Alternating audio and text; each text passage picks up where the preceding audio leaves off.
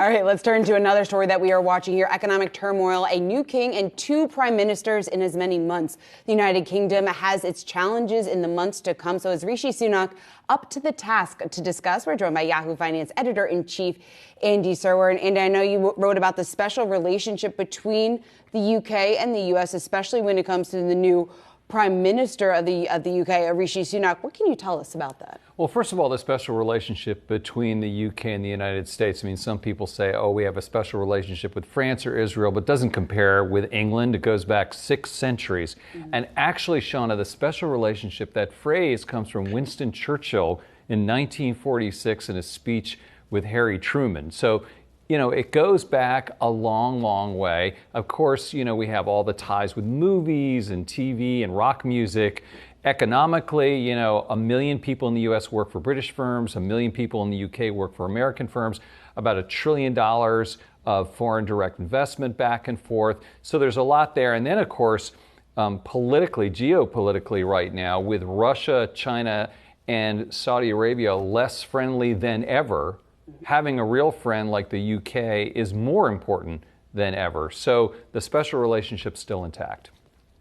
I thought it came from Love Actually, Andy. That is news to me. No, Yes. It is a classic usage of these special relationships. Notting Hill. But, you know, as much as we talked and learned and heard about Boris Johnson, we've heard very little about new Prime Minister Rishi Sunak. What are we learning? And what about his connections to America?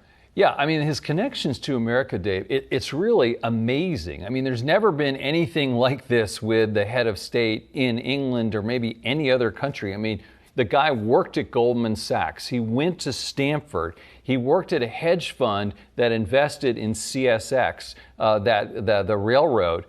He owns a house, an apartment in Santa Monica. He even had a green card at one point. And then, you know, he's married to a woman there's Rishi right there. He's always kind of a good dresser, dapper guy. His wife is his wife who went to Claremont McKenna, who we met at Stanford, is the daughter of the founder of Infosys, the giant Indian outsourcing company. So that family's fortune, a lot of it was outsourcing jobs from the United States.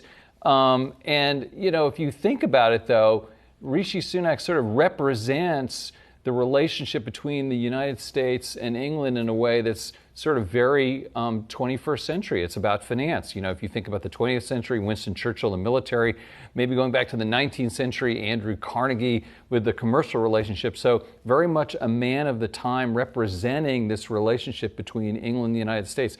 I mean, as I said, he had a green card at one point. Yeah, wow. It really highlights the strong connection there. Andy, we certainly know that this is a very challenging job, particularly at this time. We talked about the pound falling to a record low against the dollar. Obviously, the economic crisis, I think you can call it, of what the UK is in right now. Do you think Rishi is the right person for the job? Well, he certainly has this financial background. I mean, the first hedge fund manager to be the Prime Minister of England, or worked at a hedge fund, to be absolutely precise there. You know, we spoke to Ann Berry, who you know, who runs Threadneedle, and she actually worked at Goldman Sachs with Rishi, sat next to him when they were both analysts years ago, and points out that this is a guy who spent his entire career sort of thinking about markets, thinking about supply chain, the global interconnectivity of markets. So that's crucially important for the UK right now, particularly as they're alone, not with the EU, need to rely on the United States a lot. So from a capital markets perspective, you know, he has the expertise. And of course, the markets have stabilized in the UK since he became Prime Minister. Now, as far as foreign policy goes, that's another matter and, you know, very, very complicated right now. So we'll have to see about that. But, you know, he is in the crosshairs and has a big job in front of him.